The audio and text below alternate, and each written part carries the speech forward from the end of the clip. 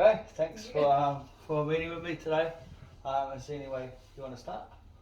No, I'm good. I'm happy to jump straight into it. Oh, good. So, we supervision. What you brought anything on top that you wanted to talk about today, or Yeah. you want to carry on from last time, or what's been going on for you?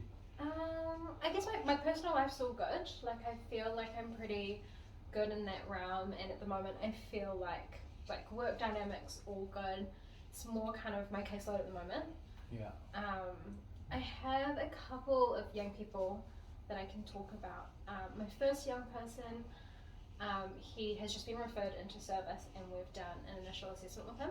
Okay. So the main concern is around self-harm. That was what was brought up in the referral. The referral was done by mum. Okay. And then in the initial assessment, mum was there, so that kind of was a little bit hard to talk around self-harm and stuff. But I could kind of tell he wasn't knows mum wants him to work on his self-harm, but doesn't actually really want to talk about it. Yeah. Yeah. I found it quite hard. I think there was a bit of mismatch in that assessment where don't really want to push goals onto the young person if they're not ready to talk about it. I know we have space to. Yeah. But then in terms of risk, when risk is the goal, Yeah. I felt a little stuck. And so I'm meeting with this young person next week. Okay. For the first session. Yeah. But yeah, I guess I'm not really too sure how to navigate that space when it's kind of the goal, but at the same time it's not his goal. Yeah, if that okay. makes sense. Yeah. So that means you've got a young person with quite a bit of risk there. Parents there for the initial, which always can make, or not always, not necessarily always, but sometimes makes it difficult to for young people or any person to open up. Yeah. But you're left with this risk as well as the goal. So what do you think? What's your approach going to be in working with this young person? Well, How old is this young person now? I think he's 17, so he doesn't need parental consent. It's quite hard because he has a physical disability, so he's in a wheelchair. Okay. Which means we can't really have sessions outside of home. Alright, so mum's always there. Kind of, yeah. Okay. And so I guess for context, mum is a social worker from OT. Oh, okay. Yeah. Alright. And so within the assessment and stuff, I could kind of tell that kind of bled into it a bit. Yeah. And so I guess in terms of my work, I guess I'm a little confused on how to navigate that space. Okay. Have you ever worked with someone like that before? And Not in the same way. So I've had young people that have struggled with self-harm and who, but we have a kind of a space separate from parents to talk about that. Okay. I haven't, but also the young people have kind of come to me and being quite, not specific, but won't kind of shut that down. Okay. If that makes sense. It's kind of this is my goal, but I don't want to talk about it. Yeah. Alright, so that leaves you with a bit of a dilemma there. Yeah. And it's a double barrel sword. So what do you think you could do? What are your options?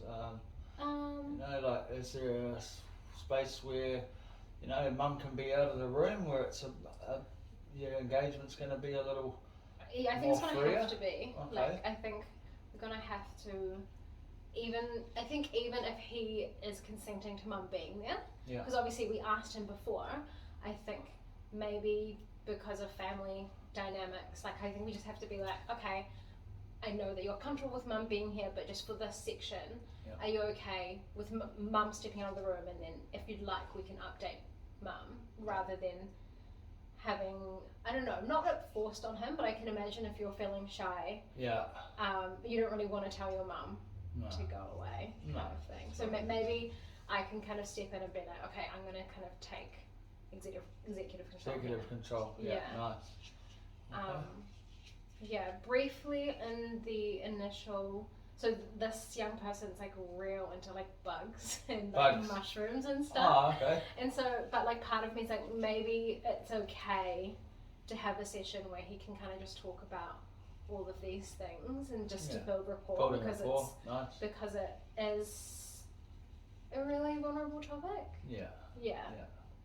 But yeah, I think moving forward I will try just kind of hold that control and sense of asking mum, even if that's at home, just being like, can we just have a private space for now? Yeah. Without asking him, rather just asking mum to go. Yeah. Okay.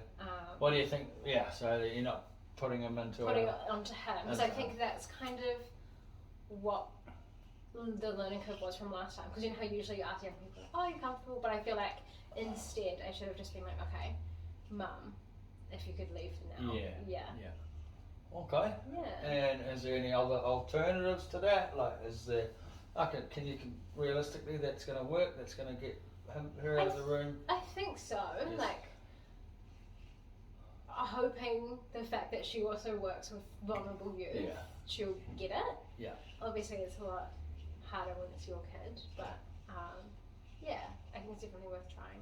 Okay. Well, it sounds like you've got a good plan in place, eh? Yeah. And you know the outcome's going to be your,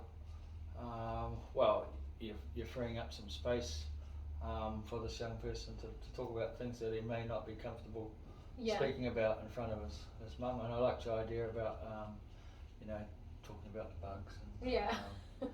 And, what was it? Mushrooms and fungi and stuff like that. So you're building some rapport there as well. Yeah.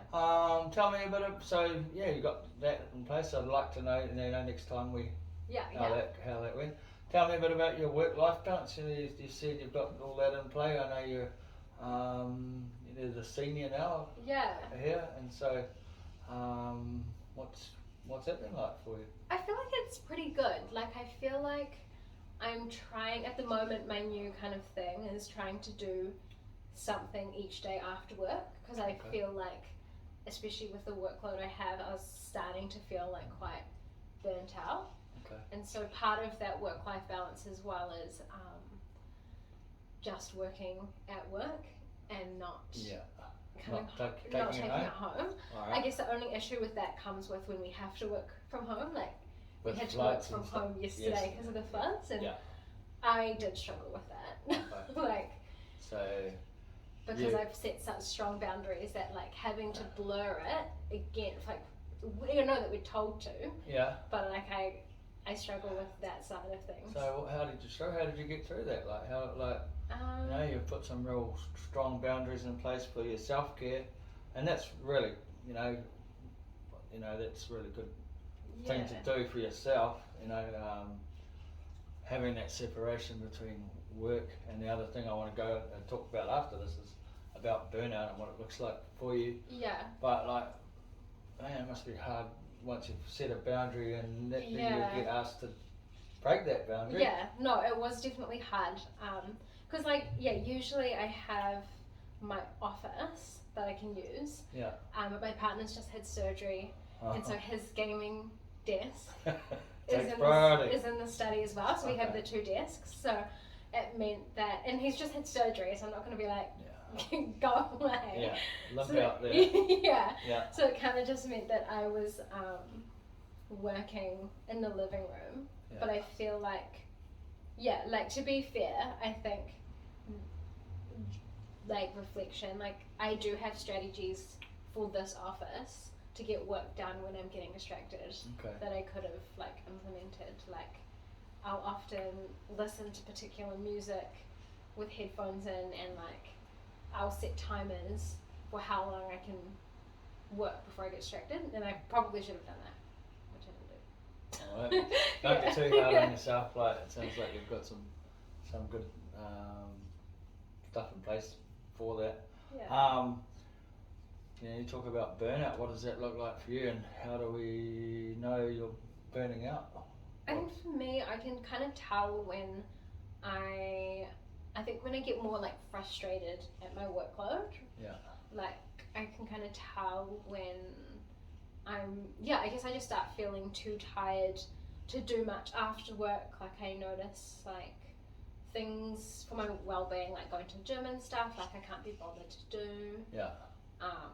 So yeah, I guess those are kind of my main warnings. Not my main warning signs, but I feel like my biggest one is like, yeah, getting frustrated at the workload, and usually like I'm pretty sweet with it, but then I kind of find that like, yeah, sometimes I'm just, then I notice myself and like, oh, okay, like, yeah, because I was So you actually know, like, you've got a good handle on what your warning signs are and when you need to take a break.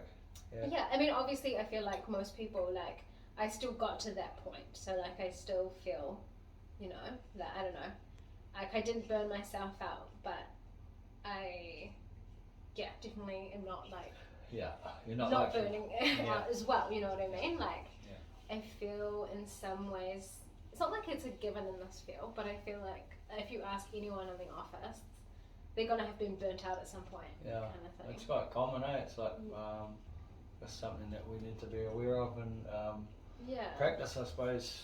You know, you get a good example of it. You know, when we're getting frustrated at our work. Yeah. You know, what does that look like for the people that we're working for, or the people we're working alongside? Yeah. And that's really good that you've got a good handle on, you know, like, man, if it's a job you love and you're getting frustrated at it, that's a pretty good sign that things aren't right. Yeah. I really like that you've got, you know, you've got some good stuff in place, taking care of yourself. Yeah. You know, we constantly telling the people we work with to take care of yourself. Yeah. And if we don't role model that ourselves, you know, it's Yeah. Oh, that's really cool. That's great. Yeah, but I feel like everything's kind of back on track now. Yeah. Yeah. I feel like our workload has kind of gone down a bit, which has been quite nice. Yeah. And you felt supported by people, or did you need any support from any of the team, or? Yeah. I feel supported. I feel like the team is actually like flowing quite well, which is quite nice. Well, that's good. Yeah. Well, you're doing well. Anything else that you needed to bring up?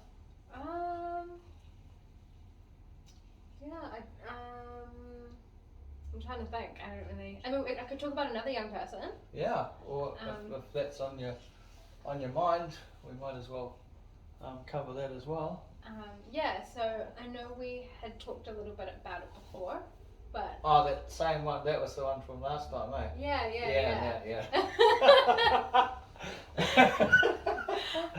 Oh God. Yeah. And how did that go? No, it went really well. That's nice. That's I tried out. Like trying out new pronouns with this young person, and tried kind of just like affirming that this is the journey that they're on. And they responded really well to it. Oh, lovely. Yeah. Oh, that's cool. You made a plan, you did it, and it worked. And it's really good. Hey, well, thanks so much for helping with us, and glad things are going well, and we'll see you next time. Sweet. Awesome. Thank you.